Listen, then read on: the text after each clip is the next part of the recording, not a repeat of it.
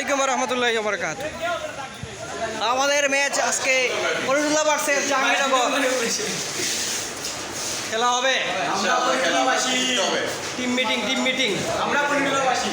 এই আসেন team meeting. আসসালামু আলাইকুম। ভাই আপনি তাড়াতাড়ি করুন না ভাই। আমাদের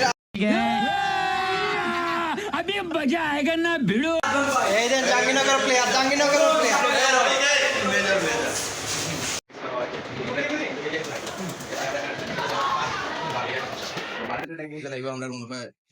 মুবারক ভাই কিন্তু ফিনিশিং আমরা আজকে গোল খাইতাম পারি কিন্তু গোল দিয়ে খেলা ড্র আমরা সামনে